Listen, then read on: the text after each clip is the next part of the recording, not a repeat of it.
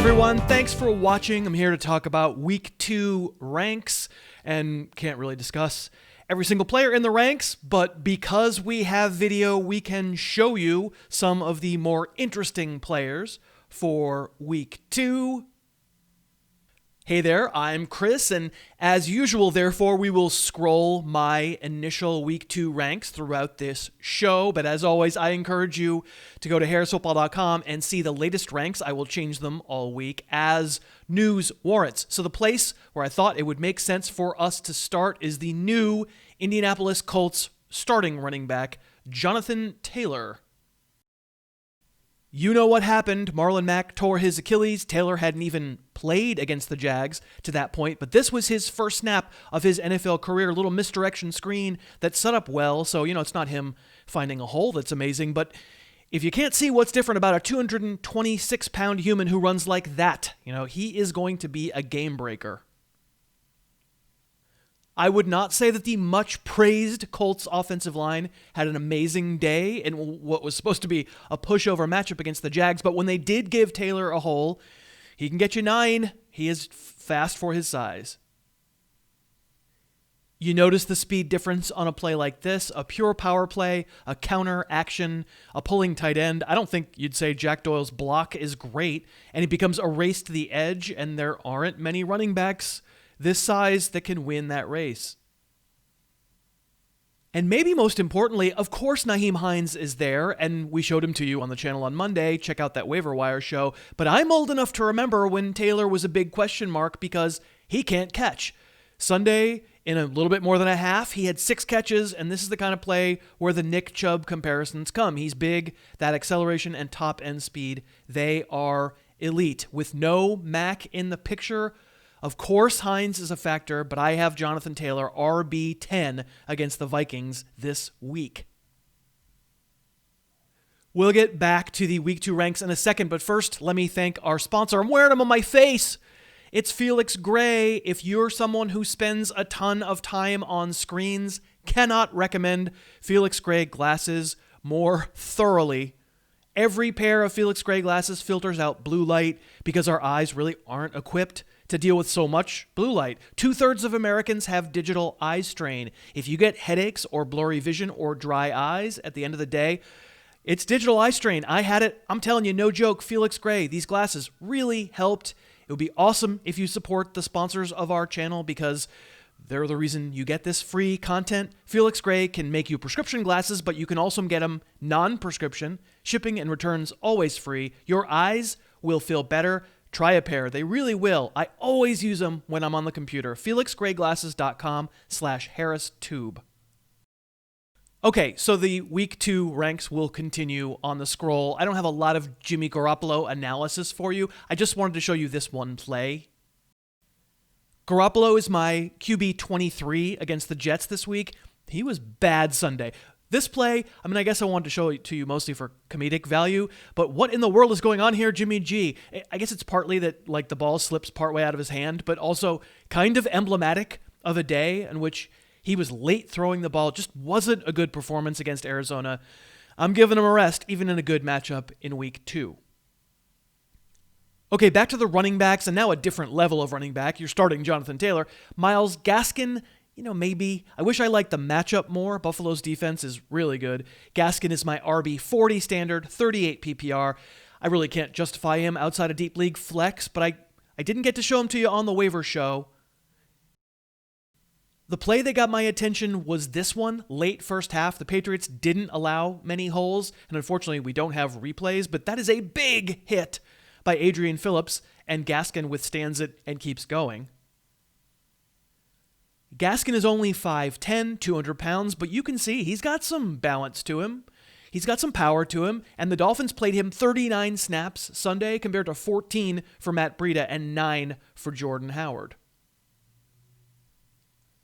Probably Gaskin isn't a future star, maybe unless his offense gets way better, but he can catch it. There's some smoothness.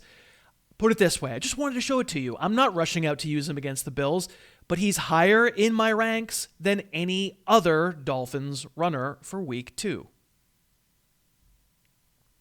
Okay, and let's talk a couple of receivers. Here was Emmanuel Sanders' touchdown on Sunday.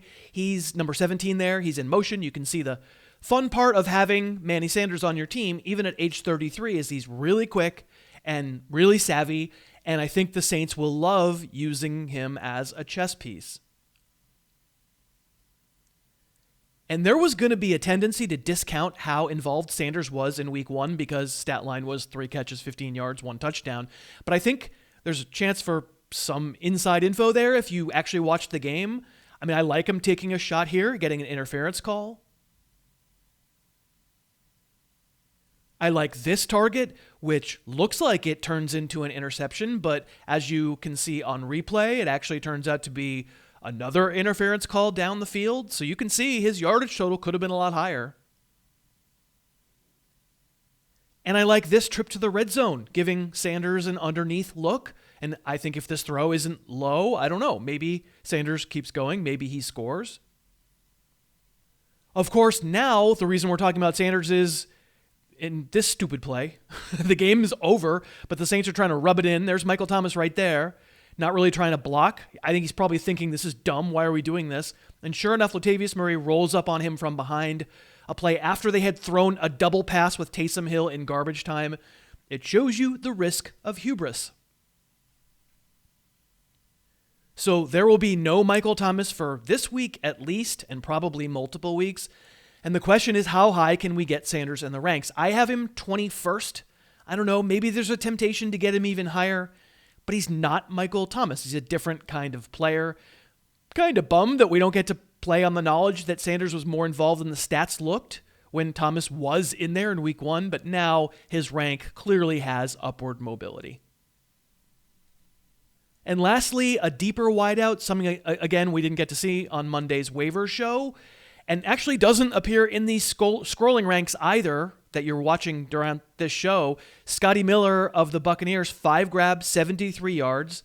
So, he might have been worth watching on film anyway, but he's got a real chance to rise in the ranks this week because Chris Godwin is in the concussion protocol. And I know, it's Brady, and the first Scottie Miller catch was this one. So you're thinking, Edelman clone, ho-hum. If it's all boring stuff like this, it might wind up being kind of interesting every other week in a PPR, but how much upside could he really have? Here's Miller split wide right, and to be honest, yes, this is a fair impression of Edelman's route running.